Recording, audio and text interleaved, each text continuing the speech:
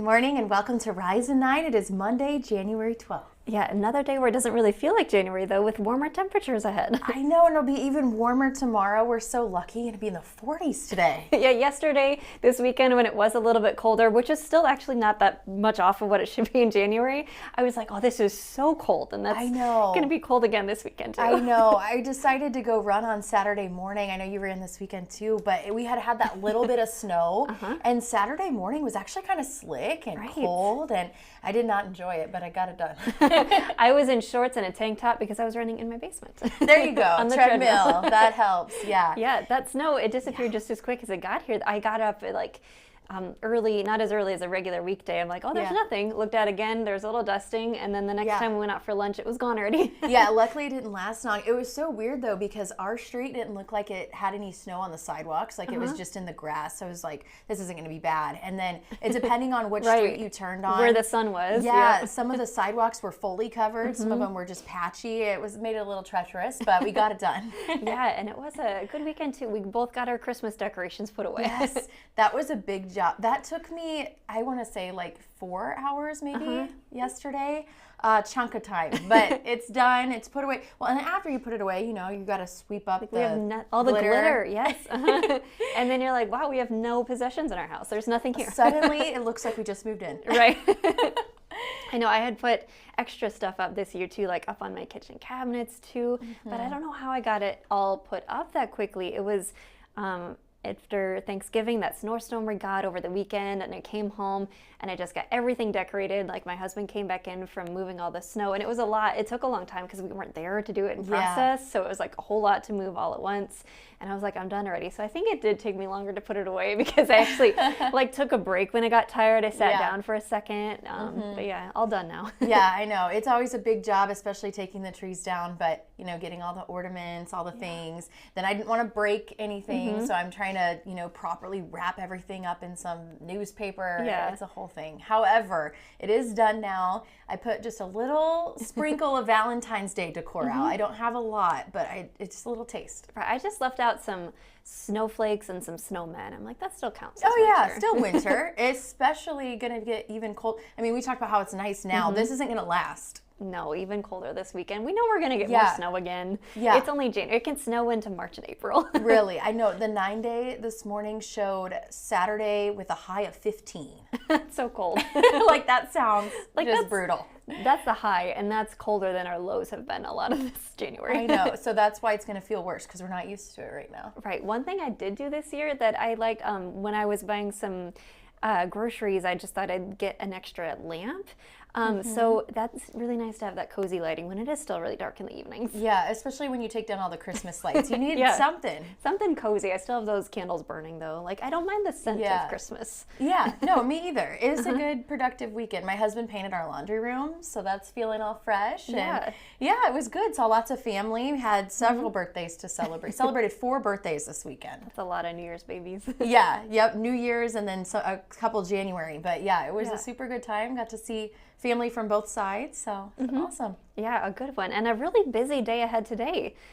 So today marks the start of the Iowa legislative session for the year. It does, yes. And we've been hearing about kind of some of the priorities that Republicans and Democrats plan to focus on this year. Yeah, the big one is property tax reform. This is something that the governor's been holding roundtables over the last summer. And also a big one for her is this is the governor's last legislative session in that role. Yeah, and Democrats plan to focus on affordable housing, public education funding, and also Iowa's rising cancer rates. Right, but of course Republicans have a majority in the House and Senate and a Republican governor. Yeah, and a couple other priorities that Republicans are focusing on outside of that property tax reform is carbon capture pipeline restrictions and also some anti-crime measures. Right, and that legislative session starts at 10 o'clock this morning. We'll have lots of coverage today on the first day as well as the weeks and months to come of what lawmakers are doing this year. Yes, also happening today, big day for the Cedar Rapids Community School District. They'll be holding another meeting talking about these cuts that they're planning to make in order to balance the budget. Right, we brought you this is breaking news Friday afternoon when they announced which of the up to 7 schools they could possibly close as part of that plan to cut spending. And that includes Wright Elementary, Cedar River Academy, Cleveland Elementary, Nixon, Pierce.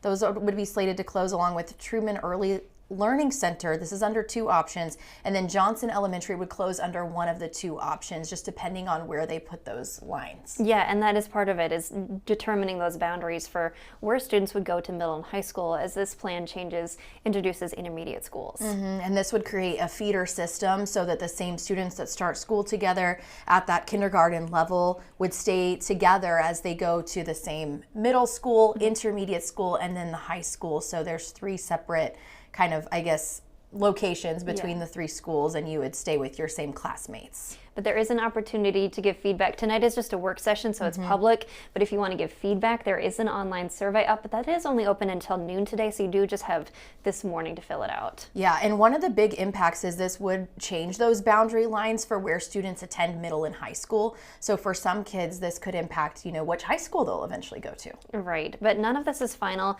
The board emphasizes it's still working on the plan, just talking about it today, but they will have a vote on it at the end of the month. Yes. Also today, we had a story for Working Iowa like we do on Mondays.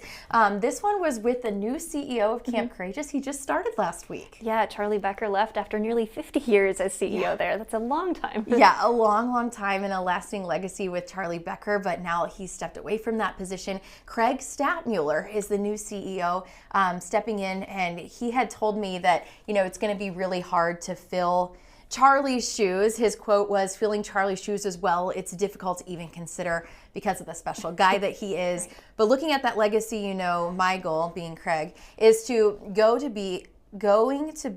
build upon that foundation and strengthen it and see it continue to flourish and grow and expand. So he's hoping to continue to build on that legacy into the future. Right, and that camp does have such a legacy. It's such an important resource for people in the area. And that was one of my 9 to Care last year was a volunteer at Camp Courageous, and it's just amazing to see all the good they do. Yeah, so many incredible opportunities for people with disabilities and for their loved ones with that respite care.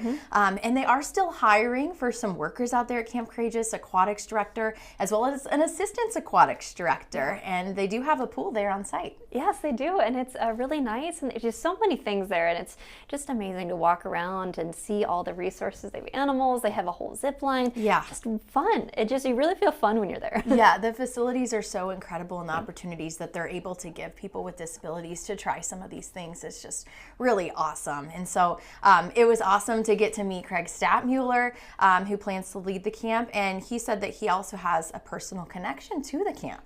That makes a huge difference when you're, maybe you're trying to decide who to fill that role. Yeah, his sister is a camper there, so very special for him.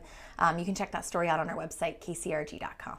Yeah, and when you go to Camp Courageous, at least when I did, I noticed all the trees there. It's beautiful out in the forest. It really is. It's pretty. It feels like if you went to camp as a kid, it feels like that, right? You're out in nature, you've got the fire pits. It's really cool. Right, and I didn't see if there was any chestnut trees, but that was the topic of our We the People this week. This was such an interesting story that Grace Vance did, our reporter here.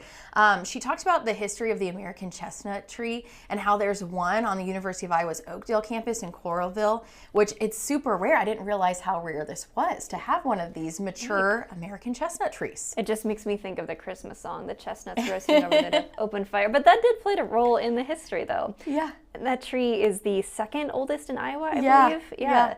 And 125 years old. Yeah, that's incredible. She spoke with the campus arborer, Andy Dahl, and he talked about how there was a blight in 1904 that wiped out a lot of these trees. That's why it's so rare. It's because, they just didn't make it. And so he talked about how now it's like a time machine seeing this tree and going back, and how people have traveled from other states just to see this tree. Yeah, and if you're wondering how you tell if a tree is a chestnut, they have bark that goes diagonal. Yeah, really pretty, really interesting. I would have had no idea about this, and that's what I loved about this We the People series that we've been doing, is because every week I feel like I learned some new little tidbit about Iowa and history, and it's just really cool. Right, and just the what they use them for, like the early settlers relied on them for food and livestock and housing, and Grace showed a picture of like a kind of a log cabin. Yeah. And I'm like, I didn't, know that would have necessarily been chestnut. Yeah, wouldn't have thought about that either. And the arborist told Grace that they've actually sent off samples for research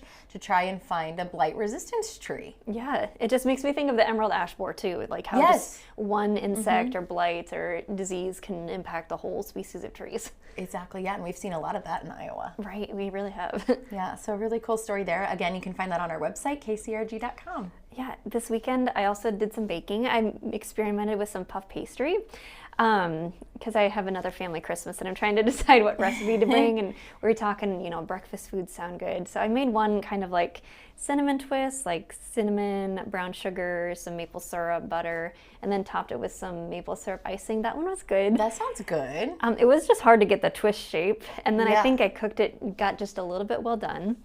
Still good with a cup of coffee. And the other one, I made some cheese and I thought it tasted really good. And I had eaten mine when it was just kind of warm out of the oven. And I gave one for my husband to try. He's like, not my favorite. And I was like, oh, I thought it was good. So I tried another bite.